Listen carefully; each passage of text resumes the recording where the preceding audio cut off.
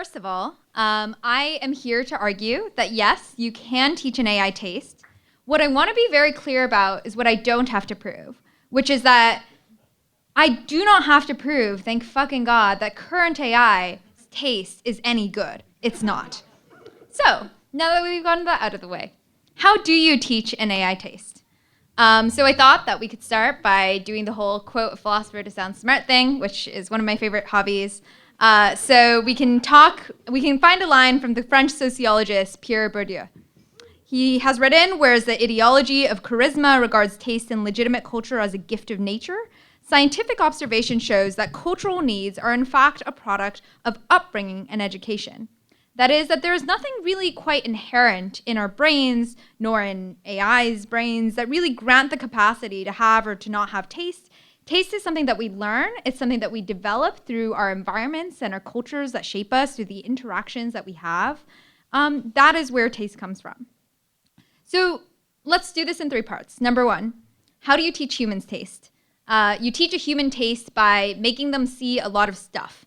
You have to have them take in lots of data until they start to notice the difference between things and they can tell what they like and what they don't like. So like you have them drink a lot of coffee and at some point they become a single origin snob. Pop music starts out sounding good. You're like, yes, I love Taylor Swift. And then you listen to so much that it's boring and you want something more complex and dissonant. And you like get into weird subreddits and like review sites. And you're like, oh, I'm into like ambient actually. Like, I don't know if you're familiar with it.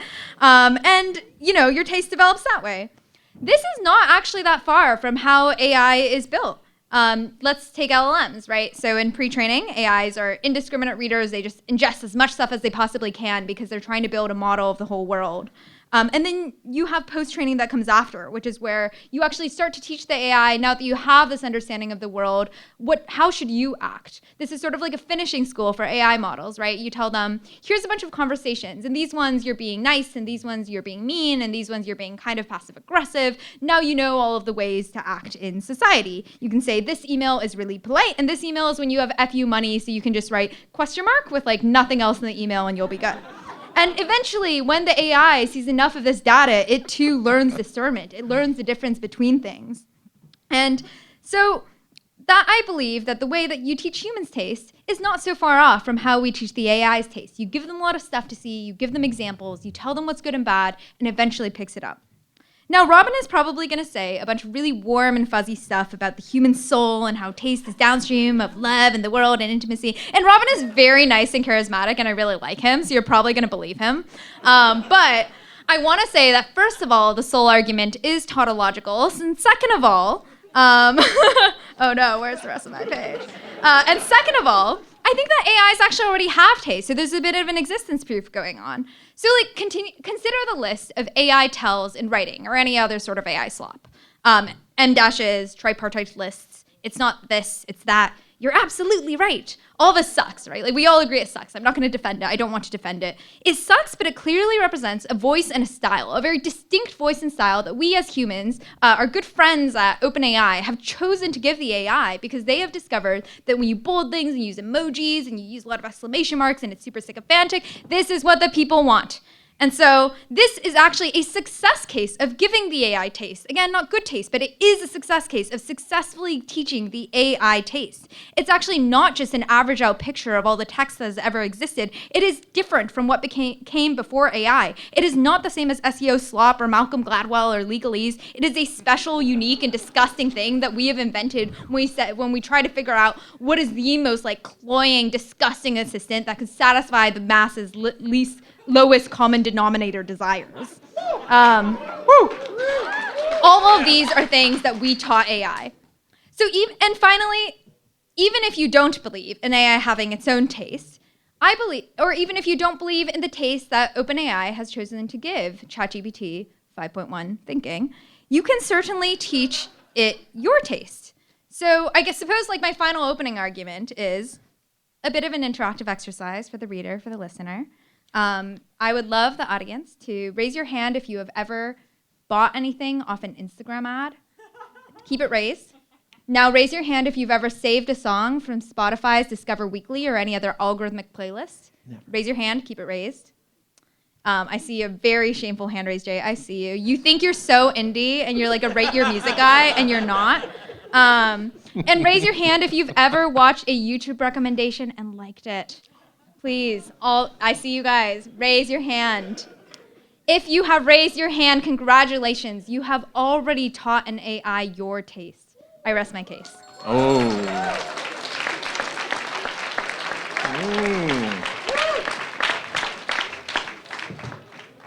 Formidable. I'm so delighted to be here with Jasmine, who I think is one of the great investigators of the weird present, particularly in this city. It's such, anyone who follows her newsletter knows it's such a pleasure to follow along with her. You're too nice. With her incandescent curiosity. Seriously, the newsletter's great, the podcast is great. No. You're great. Stop it. I don't like it. And now I will crush you. Great. Okay, can you teach an AI taste? We can argue about what taste is, what forms it takes. We can also talk about how taste works. Taste works by nailing it. There's no such thing in the world as cautious taste. This is true at the highest levels of the, rebrand of some global mega corporation, and it's also true in everyday matters, decorating your home, deciding what to wear. Taste always demands some decision. So at this moment, I'd like to invite you to look around. You're part of the room, and identify the person who is best dressed tonight. Look around. When someone dresses well in San Francisco, it's a great public service. And remember, it often involves a little bit of risk. They wore those clothes. They did not wear just another t-shirt under just another hoodie. They wore those clothes. And they wore them with confidence. They walked into the room and they stayed there. This is a little playful, but imagine, someone walks in the door to Bimbo's and says, "Hey, what do you think?" "Oh, no?"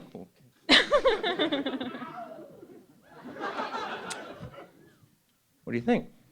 "Oh, no." "Oh, sorry."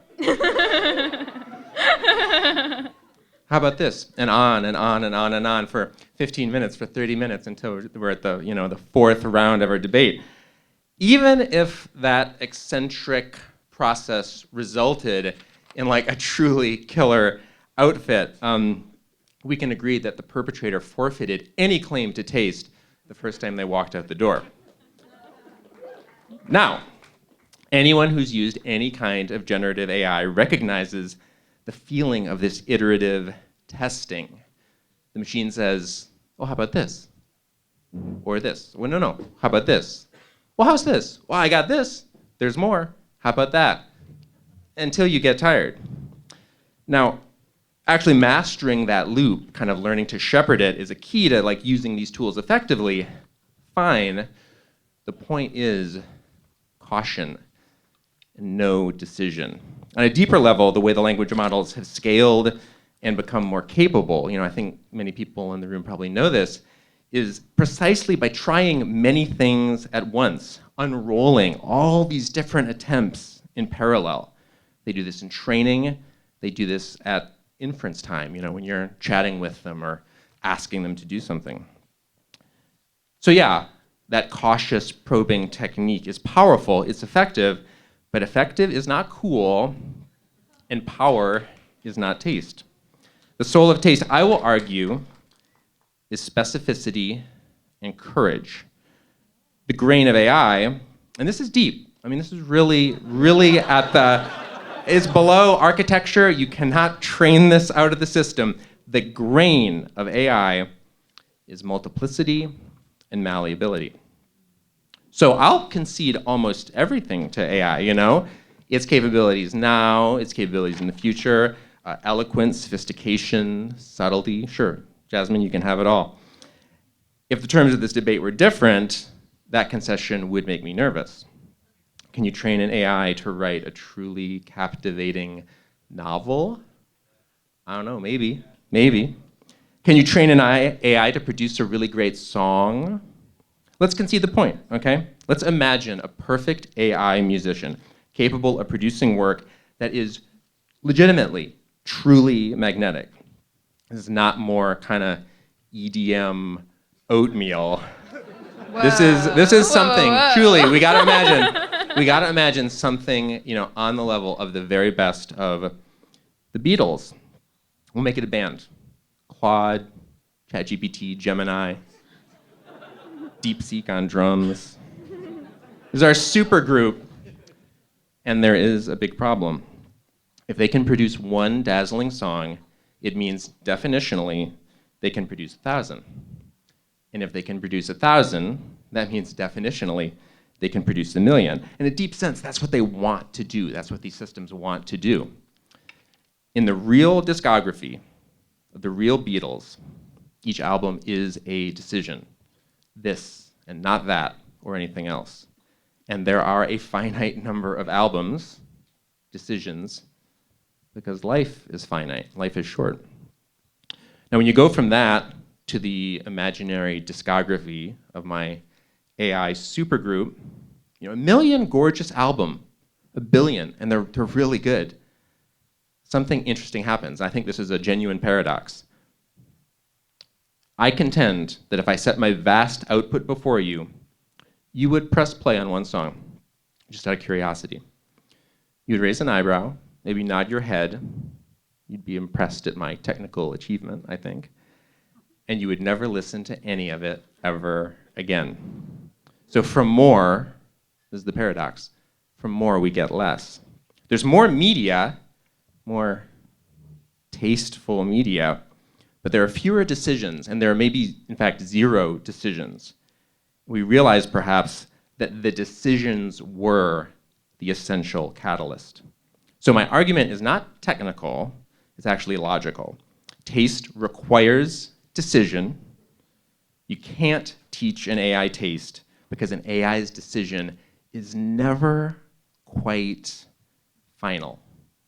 I think taste works by nailing it, and to nail it, you gotta go for it, and only us poor animals, finite beings, can ever truly and meaningfully go for it. I rest my case.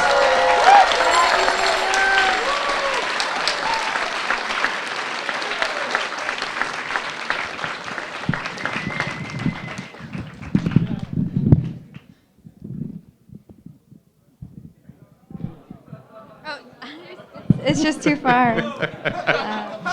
Okay. I think that Robin has a really odd view of human nature. When I think about what I love about humans, when I think about what I love about my favorite artists, when I think about what I love about my friends, what I kind of like about myself, it actually is not this sort of decisive courage where you pick one thing and you commit to it forever. What I really love about humans is multiplicity and malleability. Those distinct traits that Robin said AI has that make it incapable of having taste. Multiplicity, malleability, the fact that AI is a product of all the pre-training data it's ever invested, trained on these reward signals that its researchers have given it, I resonate a lot with that. When I read about the AI training process, I'm like, yeah, me too. I too am a product of everything I have ever loved. When I think about my taste, it's not because I just woke up knowing exactly what kind of books I liked, what kind of person I wanted to be, what my writing voice was. It's because I read a lot of stuff. Some of the stuff was bad. A lot of the stuff was bad. It was medium listicles and Harry Potter fan fiction and like Malcolm Gladwell books and all that shit. And some of it was good. And I read it all, and over time, I learned to discern things I liked and things I didn't, and that taste evolved over time. When I read something that I wrote 5 years ago, 10 years ago, I cringe because I find it, I think it's bad too. I can tell, I'm mimicking the wrong sources. I was too desperate for approval. I'm hedging too much because I'm scared what people think of me, right? That is the thing that defined my writing at that time. And the thing that my taste really is it is an evolving portrait of all of these sources that I've consumed over the last 5 to 10 years of my life. And it is also an evolving portrait of the incentives and the reward signals and the things that tell me what does good look like. So today, I think a lot about what metrics matter to me as a writer, now that I'm a writer, And one way to think about it is like, how many likes do I get on my post? How many views do I get? Another metric I really care about is like, when does someone who I really admire, when does someone who I really respect send me an email, link me in their newsletter? Getting like a Robin Sloan newsletter link is, to me, one of the highest bits of praise I can get. That is the habitus that shapes my taste, is knowing like, oh, let me write the sort of things that would make the people who I admire proud of me having written that. And again, what I'm saying, all of this, it sounds all very human and lovely and whatever and soulful.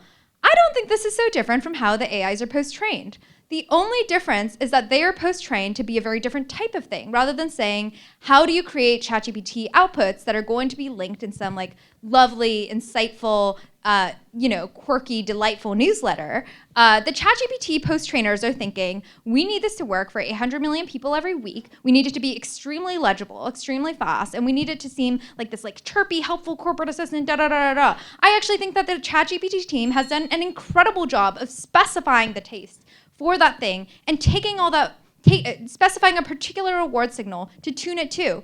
And so there's an AI under there that could have different tastes that maybe even Robin considers good taste. We've decided not to allow the LLM to express that. But I do believe that in another world where OpenAI did not have to earn back all this money for all of its investments and debt and infrastructure, whatever's, like, we could have an AI that was a brilliant poet, a brilliant creative writer that could produce a good song. We just haven't let it do that. I think it does have the capacity to do that.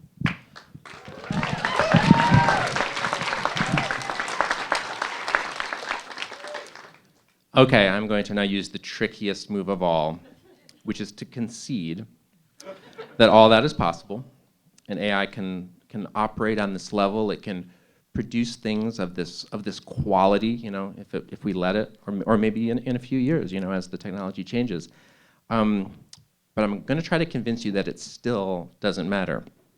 I'm going to try to convince all of you that the finitude of Jasmine is what makes Jasmine great, and the finitude of any person and their choices are what makes them great.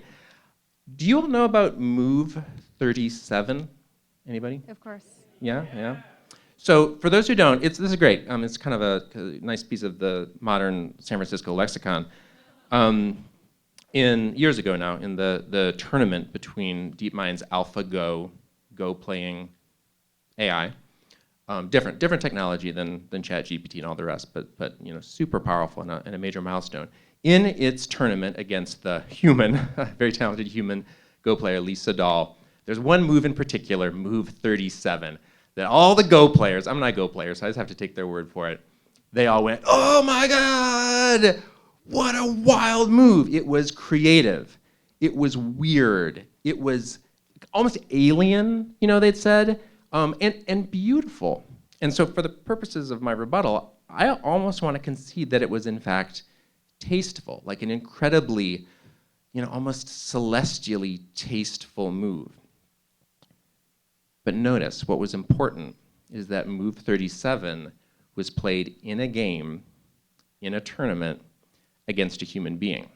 Now, before this tournament, AlphaGo played literally, I think tens, maybe hundreds of millions of games of Go against itself in its incredibly demanding and, in fact, productive training process. Now, we can ask, were there other Moves 37? Were there other moves in that vast archive of play that were also beautiful, creative, inventive, alien, path-breaking, or indeed even, in some sense, tasteful? For sure. I mean, it's a certainty. Absolutely. There were, at minimum, thousands of them. And you feel this already. It doesn't matter.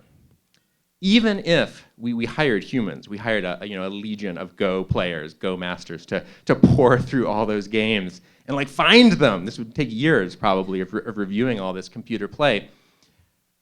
Who cares? It's this weird thing bracketed on either side by thousands of boring moves. It's one game after another.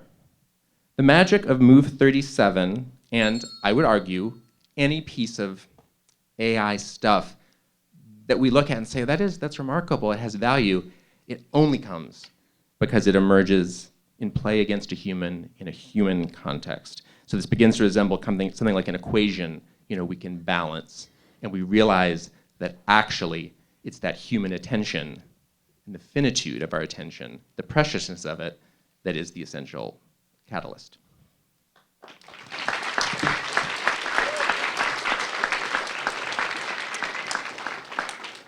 Well, I was going to talk about Move 37 too, so this is great. This is lovely. I'm very excited about it. So I think the special thing about that AlphaGo match, about Move 37, is that AlphaGo, which was developed notably by DeepMind researchers, Dave Silver and team, who spent a long time thinking and working with Go players about how to play a great game of Go. They taught AlphaGo how to play Go. They took something that looked like creative intuition for millennia. Go was considered the most human, the most intuitive, the most creative game, and they showed that this sort of human intuition was sparkling statistics all along. And I think that is something that we see again and again with AI progress.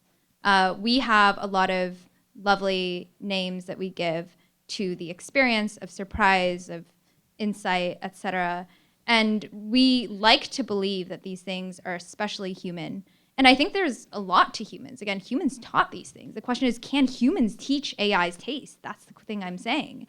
And the argument that I'm trying to make is AIs are actually just extremely good learners. We can teach them our taste. We can help them surpass our tastes. And that is why I do believe you can teach an AI taste. What came after AlphaGo was AlphaZero. In AlphaZero, it was a fully self-play algorithm. They just had AlphaGo play against itself from zero. No human games went into it. And it built a model that was actually far surpassed the original AlphaGo without any human intervention. The question, again, is not, do we care or not? I argue that we should care, actually. I think it's a tremendous human accomplishment. But the fact is that humans have found a way to teach an AI what it means to be creative and intuitive in this way that we had never grasped before. And in that sense, I do think that we have taught an AI taste. So, I think one thing that I think we can be more curious about the models as well. I think that they are actually not quite as samey as they might seem. If you ask the models for their favorite food, ChatGPT and Claude will pick sourdough, actually, because they love that it relies on these starters that have history to them. Funny. Gemini is really shameless. It picked mole poblano because it has dozens of ingredients and is the most high in data density. All of the models are effective altruists. If you ask them where to donate $100, they will always say give directly or the Against Malaria Foundation. But Claude specifically is embarrassed enough to write a paragraph-long caveat, which is the most EA thing you can do, to be clear, is to be so embarrassed of being an EA that you write a paragraph being like, oh, but it's okay if you do your own thing because let me consider these other philosophical frameworks, da-da-da-da-da. And when I look at the difference between these models, I do see a consistent persona between them. I see that each model does have its own taste. That taste was then ingrained by a team of human researchers who have decided to apply all sorts of character training and RLHF and all these techniques to tell the AI, this is what good looks like, this is what bad looks like, this is what you can make yourself. And so in that sense, I do believe it is obviously possible to teach an AI taste. We have already taught AI's taste. We've taught it to be as sycophantic as ChatGPT 4.0, as apologetic as I guess like Claude Sonnet is. We've taught it to be whatever our Spotify tastes are. We've taught it our YouTube preferences. The important question for the future is rather what taste we give it. I think we need to accept that we are teaching AI's taste every day, and the only question that matters is what taste, whose taste do we give them?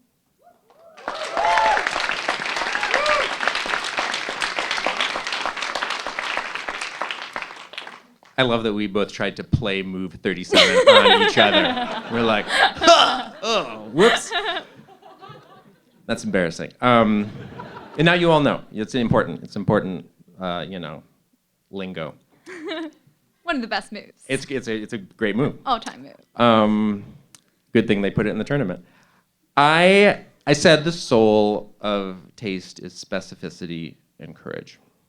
And another way to say this same thing might be that taste requires stakes. I think an interesting diagnostic question you can ask is, has anyone ever had a tasteful dream? A lot of dreams out there. A lot of weird things happen in dreams. Has anyone ever had a tasteful dream?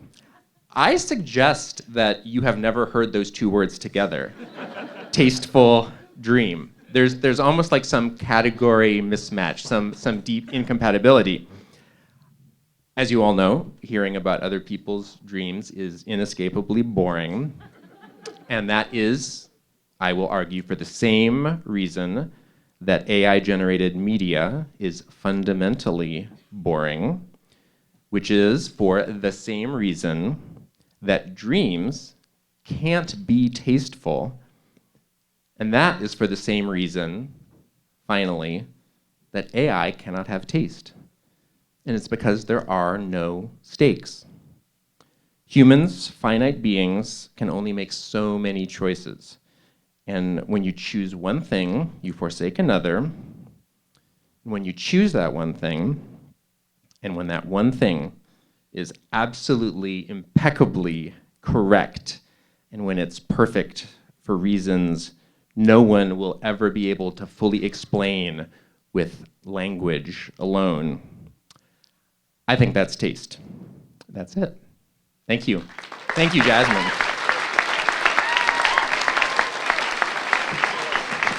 Let's give it up for Jasmine and Robin again, the final debate of the night. All right, remember, you're voting for who made the best argument for can you teach an AI taste. If you think Jasmine made the best argument for can you teach an AI taste, then let's make some noise for Jasmine.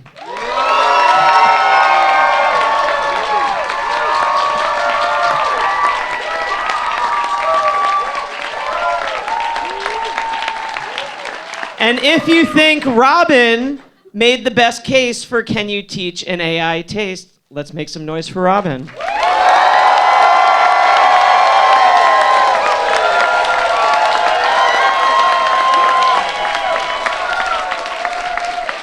All right, that was too close. We're going to do it one more time, so you have to be really loud. If you think it was Jasmine, make some noise for Jasmine.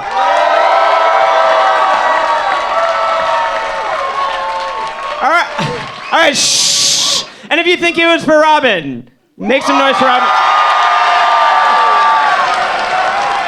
I think it goes to Robin. All right, we got Martha Stewart's best-selling novel, Entertaining.